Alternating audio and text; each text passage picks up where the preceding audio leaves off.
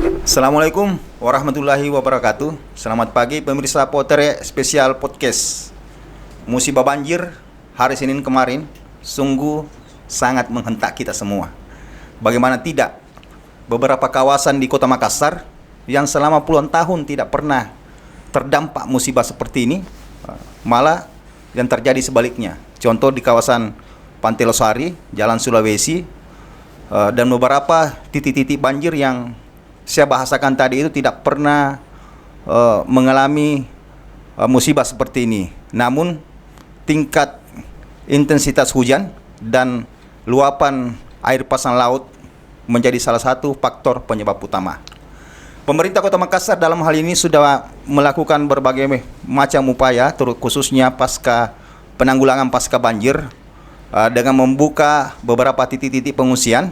Seperti apakah upaya-upaya yang dilakukan pemerintah Kota Makassar dalam hal melakukan recovery. Untuk membahas lebih lanjut, insya Allah 30 menit ke depan kita akan berbincang santai dengan Kepala Pelaksana Badan Penanggulangan Bencana Kota Makassar, Bapak Ahmad Hendra Khairuddin. Kita sapa beliau ya. Assalamualaikum warahmatullahi wabarakatuh. Waalaikumsalam. Tadi penyebutan namanya itu sudah bagus ya, Pak? Iya, sudah bagus. Tidak yang salah, Bang ya. Tidak salah. Ya.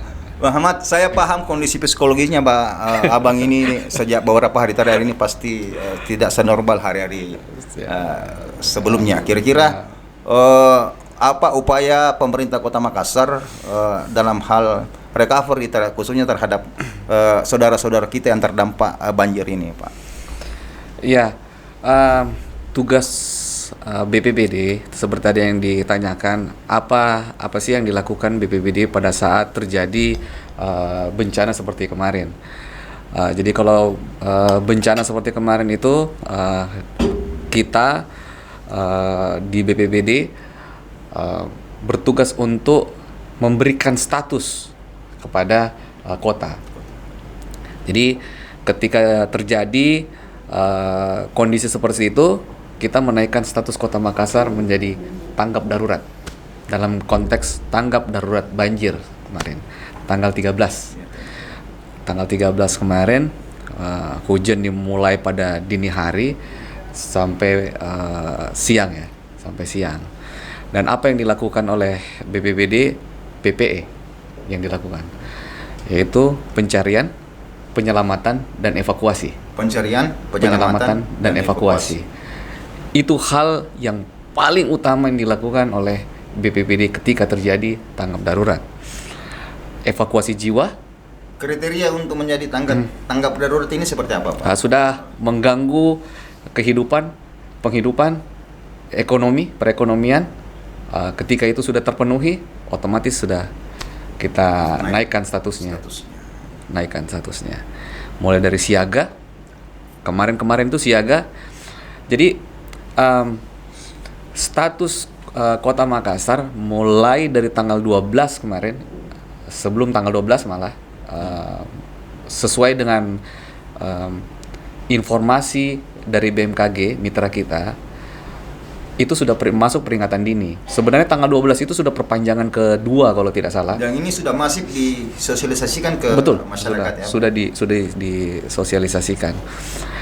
Namun pada saat peringatan dini pertama itu belum terjadi apa-apa. Status masih siaga.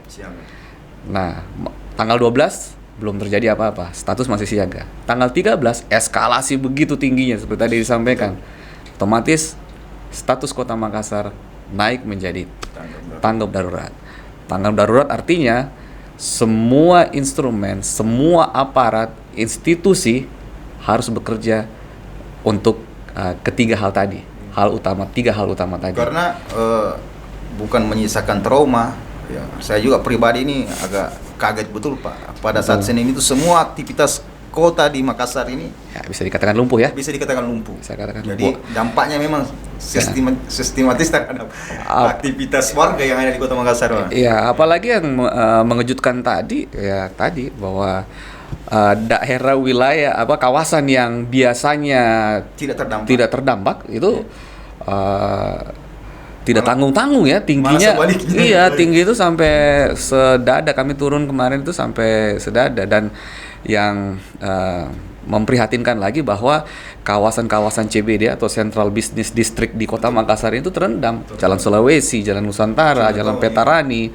Ya, Kira-kira kan? pada saat itu Pak, apa langkah taktis yang dilakukan pemerintah khususnya BPPD Kota Makassar, Pak? Itu tadi, hal yang paling utama adalah penyelamatan jiwa.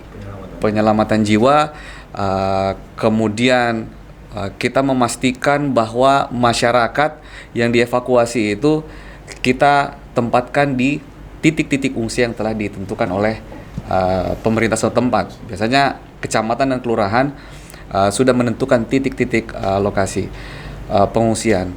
Kenapa? Hal ini untuk mempermudah kita untuk mendata. Terus kemudian mendata ini bukan hanya sekedar mendata, tapi dari sisi asesmen BPBD itu kita mendata bukan dari sisi jumlah saja, tapi jenis kelamin, kelompok umur, apakah dia lansia, balita, anak-anak, apakah ada penyandang disabilitas di situ.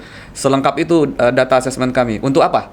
Itu untuk menentukan intervensi bantuan di titik lokasi tersebut. Ini mempermudah kita untuk mendata dan kemudian memberikan intervensi bantuan ke lokasi pengungsian tersebut. Selain kawasan Pantai Losari, Bang, ada kira-kira titik yang dampaknya juga sangat besar pada peristiwa kemarin. Nah, ini yang uniknya. Ketika terjadi ketika terjadi eskalasi intensitas hujan yang begitu tinggi mulai dari malam, pagi-pagi betul, saya ingat sekitar jam 6 di kantor kami rapat darurat, itu sudah mempersiapkan ke 2 atau 3 kecamatan yang langganan ya, Biringkanaya, Amagala, Biringkanaya, Taman Rea. Kami sudah persiapan. Ternyata informasi yang masuk itu di Jalan Sulawesi, Teku Umar. Jadi armada kami yang sudah persiapan ke 3 kecamatan tadi itu kami putar arah ke lokasi yang tadi saya sebutkan. Selama ini tidak akrab dengan banjir. Tidak akrab dengan banjir. Bahkan teman-teman yang bertugas di sana, kan kita punya Karester di sana, Karester Manggala dan Karester Tamalan Rea di sana. Teman-teman memantau. Itu pada saat itu belum terjadi apa-apa. Justru di daerah pesisir. Nah, makanya tadi ini sangat dipengaruhi oleh curah hujan intensitas yang begitu tinggi. Kalau kita lihat data dari BMKG, kita itu di atasnya merah kemarin. Hari Senin ini ya, Bang ya? Iya. Hari Senin ini. Hari Senin kemarin. Di atas 150 mm. Itu artinya bahwa hujan 1 bulan itu ditumpahkan hari itu. Saya lihat Ya.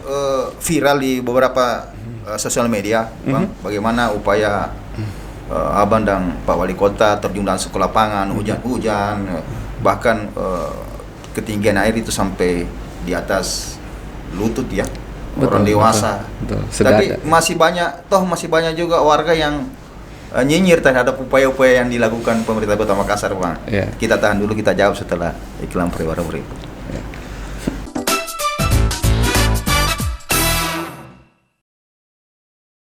Unit Pelayanan Kesehatan Kulit, Kelamin, dan Kosmetika yang lebih dikenal dengan Balai Kulit merupakan unit pelayanan Dinas Kesehatan Provinsi Sulawesi Selatan. Kami menerima peserta BPJS dan pasien umum, dan untuk saat ini layanan unggulan kami adalah skincare untuk perawatan kulit wajah dan badan. Terkait penyakit tumor yang bisa bersifat jinak ataupun ganas, saat ini kami melakukan screening dalam kegiatan deteksi dini kanker kulit yang bukan hanya sebagai promotif edukatif tetapi juga kuratif atau pengobatan dalam bentuk tindakan operasi. Kami bersinergi dengan Departemen Dermatologi dan Venerologi Fakultas Kedokteran Unhas dan Perdoski Cabang Makassar di dalam upaya meningkatkan kualitas kesehatan masyarakat pada umumnya dan kulit pada khususnya. Kesehatan kulit, rambut, dan kuku menjadi sangat penting karena merupakan organ paling luas dan paling mudah terlihat secara subjektif dan objektif di tubuh seseorang. Ayo bersama-sama menjaga kesehatan kita untuk menjadi andalan masa depan Sulawesi Selatan.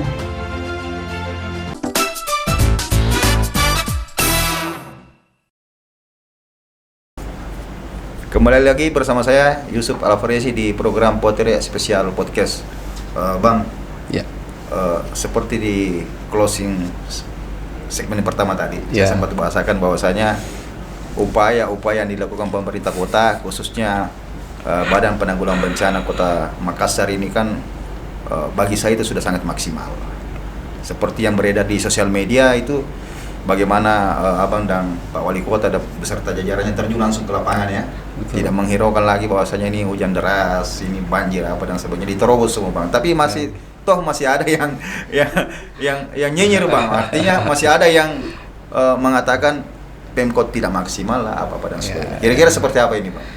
Ya kan, kalau kita mau bahasakan kan kesempurnaan hanya milik Allah kalau bicara Amin. sempurna. Tapi upaya tadi kita sudah maksimal. Bahkan upaya mitigasi atau pencegahan juga sudah kita lakukan. Bukan tiba masa tiba akal. Jauh hari sebelum musibah ini terjadi. Ya, sudah dilakukan.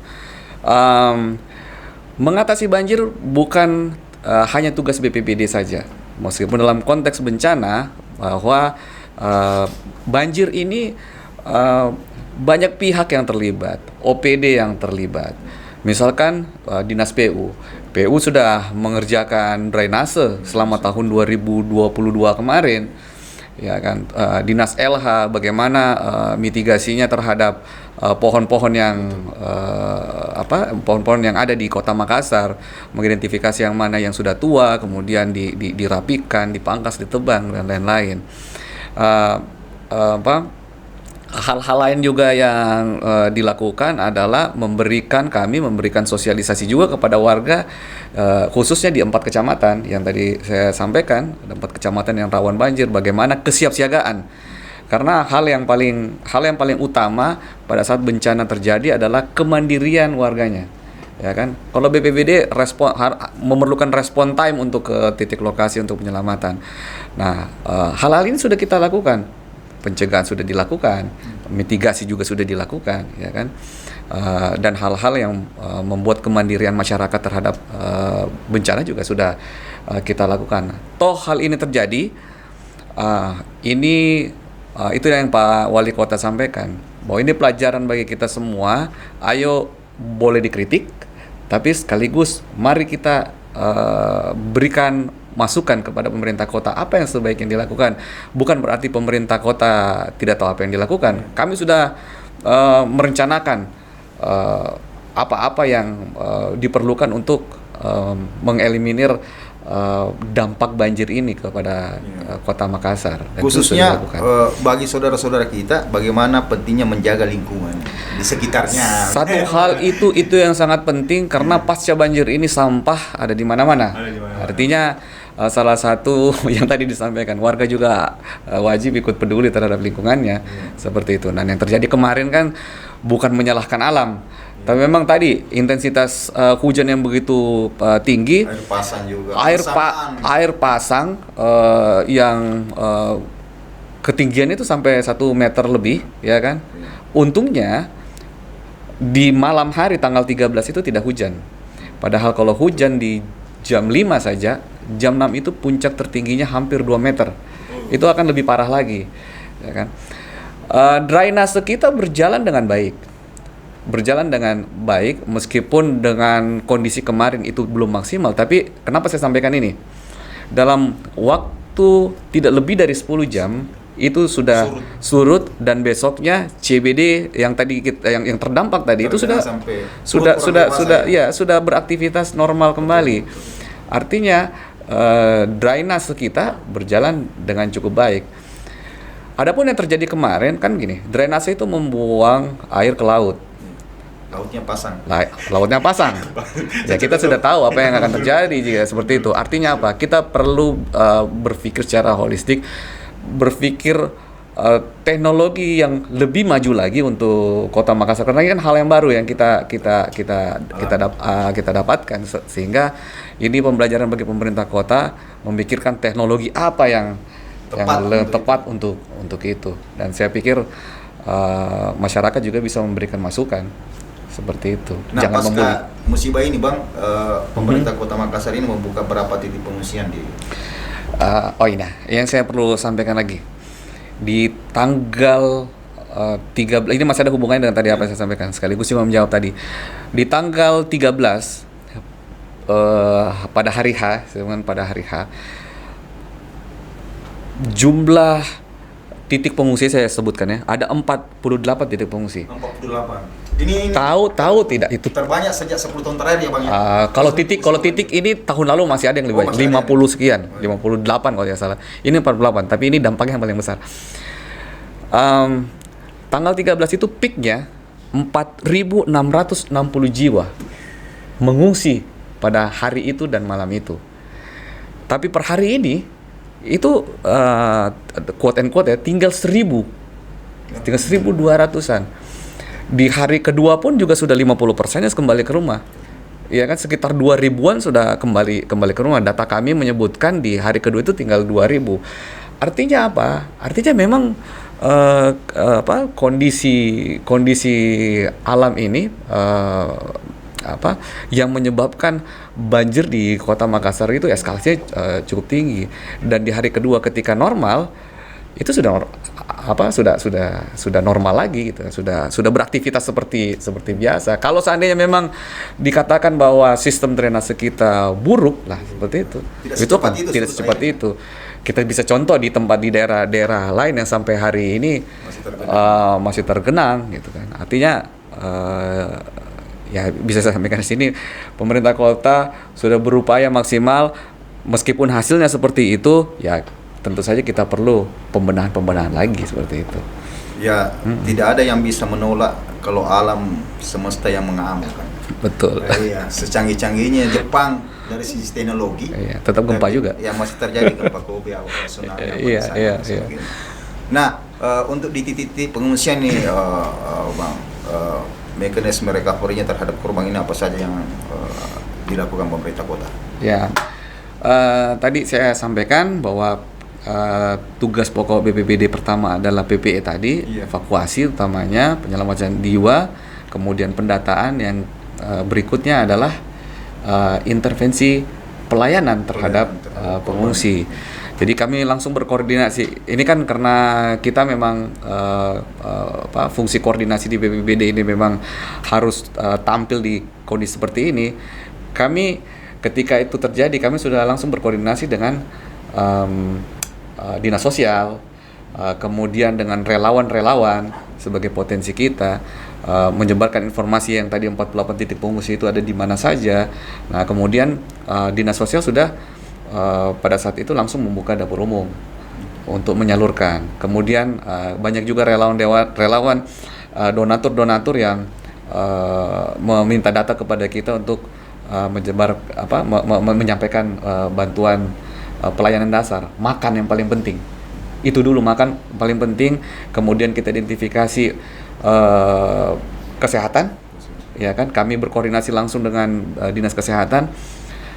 Saya ingat di Pacirakang dengan Bapak Wali Kota ada warga yang terserang fluri kan pada saat itu. Saya diminta untuk berkoordinasi dengan Kepala Dinas Kesehatan. Hitungan menit sudah ada di lokasi. Jadi koordinasi kita di pemerintah Kota Makassar ini atas arahan Bapak Wali Kota memang sudah cukup baik dan kita usahakan maksimal. Jadi hampir pasti saudara-saudara kita yang berada di titik pengungsian ini kebutuhan dasarnya itu sudah, insya Allah sudah terpenuhi, Bang ya. Insya Allah sudah terpenuhi. Asal ada di titik-titik pengungsian. Saya ingin menyinggung soal peran serta relawan dan masyarakat umum pada saat musibah terjadi, Bang. Seperti apa kontribusi mereka? Baik. Kita tahan dulu setelah pariwara berikut.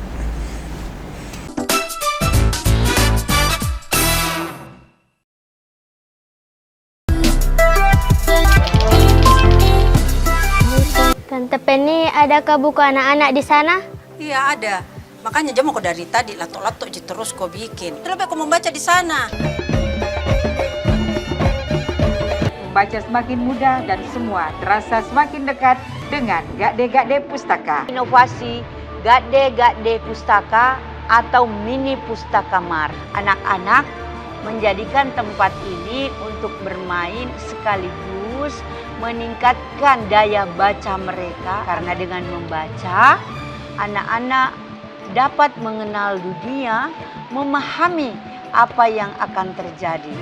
Kita memastikan orang yang ada di lorong cinta buku dan menjadikan Makassar ini kota yang nyaman untuk semua.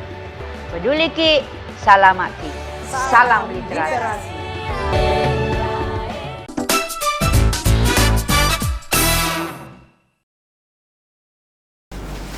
Kembali lagi bersama saya Yusuf Alfarisi di program Potere Spesial Podcast Kak. Tidak terasa kita berada di penghujung acara Kak, di segmen 3. Saya ingin bertanya Kak, bagaimana peran serta relawan dan masyarakat umum dalam hal pada saat musibah ini terjadi Kak? Jumlah personil BPBD termasuk saya Ya. itu 100, hanya 100 orang. Mengcover satu kota Makassar ini. Cover satu kota Makassar. Ini lebih banyak jumlah kelurahannya Kak Dioni. Kalau seandainya dikasih satu-satu saja, ya kan. Dan 100 orang itu kan masih terbagi lagi. Ada yang memang tugas administrasi saja, ada yang memang di lapangan. Dan di lapangan cuma sekitar 60 orang. Bisa nggak kira-kira? Tidak bisa. Impossible Kak. Kalau Possible. kita mau urusi semua dengan Ya. dengan anggota sebanyak 60 orang saya. Betul. Makanya memang diatur dalam Undang-Undang Penanggulangan Bencana bahwa dalam PDB tadi, dalam status tanggap darurat itu kita bisa memanggil, memanfaatkan atau berkoordinasi dengan potensi namanya. Potensi itu bisa jadi relawan, potensi itu bisa dari TNI, Polri, dan termasuk Basarnas. Jadi kalau seandainya ada bencana seperti ini, kami berfungsi komando. Jadi ada 3 fungsi. saja. Ya. Nah, teman-teman relawan inilah atau teman-teman potensi ini yang tadi disampaikan yang ikut membantu dalam proses penyelamatan atau evakuasi ataupun juga pelayanan terhadap para pengungsi. Jadi kami sudah tahu ketika itu sudah terjadi tanggap darurat, itulah perlunya status ya, penentuan status. Ketika status sudah dinaikkan, potensi-potensi ini sudah tahu apa yang harus dilakukan, yaitu pertama berkoordinasi dengan BPBD. Saya di mana? Titik saya di mana? Seperti itu. Jadi misalkan kami fokus di kota kemarin. Di kota itu Sulawesi, Nusantara dan lain-lain. Teman-teman potensi yang lain itu seperti Basarnas langsung telepon ke saya, izin bang, saya ada di titik ini karena abang sudah ada di sana. Begitupun juga dengan TNI Polri, seperti itu. Per hari ini tadi saya sampaikan blok 8 dan 10 naik, itu marinir sudah ada di sana. Ya, jadi mereka sudah tahu harus berkoordinasi dengan siapa. Justru ya kami dalam kesempatan ini juga berterima kasih kepada para relawan yang ikut membantu tanpa pamrih, ya kan? Tapi selalu dalam komando kami di BPBD. Saudara-saudara kita yang jadi relawan itu patut diberi apresiasi, Bang. Betul. Itulah bagian dari pahlawan tanpa tanda jasa mereka, Bang. Betul. Artinya dengan kontribusi mereka di hampir semua titik yang ada di Makassar itu, Ya. tugas-tugas pemerintah kota khususnya BPBD ini bisa benar-benar diringankan dalam hal teknis. Bisa benar lebih ringan. Ya, banyak organisasi lain juga seperti PMI. Jadi wajar bos kalau misalnya kepala BPPD itu harus orang yang somber ya. Karena kalau misalnya kurang bergaul, bagaimana yang relawan-relawan bisa menjalin komunikasi dengan kalau tidak ini ya bang ya.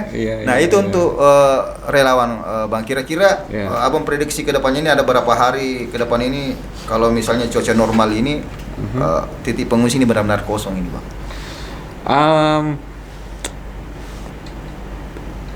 Tanggap darurat sampai tanggal 16 besok. Sampai tanggal 16 besok. Tanggal 16 besok. Tapi biasanya tanggal 16 kita menunggu informasi dari BMKG apakah itu diperpanjang atau tidak. Nah, kalau diperpanjang artinya potensi curah hujan bisa saja meningkat. Tapi kalau kita berdoa supaya tidak, misalkan tanggal 16 itu berhenti, mungkin kalau dari cuaca seperti ini tanggal 17 itu sudah kosong. Sudah kosong. Kenyataannya sekarang para pengungsi, sebagian besar pengungsi yang ada di titik ungsi itu rumahnya sudah tidak terendam sebenarnya. Hanya saja mereka butuh pembersihan, kasurnya masih basah. Jadi sudah tidak terendam, banjirnya sudah tidak ada sebenarnya. Jadi 1.000 itu sebagian besar itu sebenarnya sudah persiapan untuk pulang. Tapi makanya biasanya di titik ungsi di siang hari itu kosong. Mereka membersihkan dulu di rumahnya. baru kembali lagi malamnya. Jadi dia butuh sekitar 1 jeda 2 hari baru kembali ke rumah. Jadi kalau seandainya sudah seperti ini, kita prediksi menurut pengalaman kita 1-2 hari sudah 1-2 kosong. hari sudah kosong. Ya, kita berharap seperti itu, Bang, sehingga saudara-saudara kita yang terdampak ini bisa beraktivitas seperti semula. Kira-kira Bang, di akhir segmen ini ada closing statement dari Abang khususnya bagi saudara-saudara kita yang bermukim di sejumlah kawasan yang ada di Kota Makassar yang teridentifikasi rawan banjir itu, Bang. Ya, bagi masyarakat khususnya di Kota Makassar, tetap kita pantau perkembangan cuaca melalui kanal-kanal resmi, yaitu BMKG atau di kanal resmi BPBD, selalu men-share bagaimana kondisi Kota Makassar. Khususnya di kecamatan-kecamatan yang rawan potensi banjir, Manggala, Tamalandrea, Biringkanaya, Panakukang, dan akhirnya sekarang kami himbau seluruh kota, karena kemarin kan akhirnya seluruh kota mengalami, untuk tetap waspada. Tingkatkan kesiapsiagaan. Kesiapsiagaan itu artinya tahu apa yang harus dilakukan. Hal yang pertama, menyelamatkan diri dan keluarga secara mandiri, menyelamatkan barang-barang berharga. Kemudian yang berikutnya adalah mari patuhi apa yang diarahkan oleh pemerintah setempat untuk mengevakuasi dirinya memang jika perlu ke titik-titik ungsi yang telah ditentukan. Dan yang terakhir, jika hal-hal kedaruratan terjadi dan membutuhkan bantuan dari pemerintah Kota Makassar, silakan menghubungi NTPD nomor tunggal panggilan darurat 112. Terima kasih, Bang, atas waktu dan kesempatannya. Pemirsa TV Makassar, informasi tadi saya berharap sangat bermanfaat bagi kita semua. Seperti yang dikatakan Pak Hendra, bahwasanya jika alam berkehendak, manusia kadang tidak mampu melakukan apapun. Saya hakul yakin apa yang beliau sampaikan, bahwasanya sistem drainase kita di Kota Makassar sudah berfungsi dengan baik, cuma masih perlu di-upgrade, sehingga jika diperhadapkan dengan kondisi seperti ini, benar-benar musibah yang terjadi di tanggal 13 kemarin, hari Senin kemarin itu insya Allah tidak akan terulang lagi. Dan yang lebih penting bagi saudara-saudara kami di Makassar, jaga ki bos lingkungan tak. Jangan kita salahkan pemerintah selalu, jangan kita salahkan alam selalu, padahal kita sendiri sembrono dalam menjaga lingkungan di sekitar. Yang paling kecil saja, bos, jangan kita buang sampah di saluran air. Selama kita pada selama, Assalamualaikum warahmatullahi wabarakatuh. Waalaikumsalam.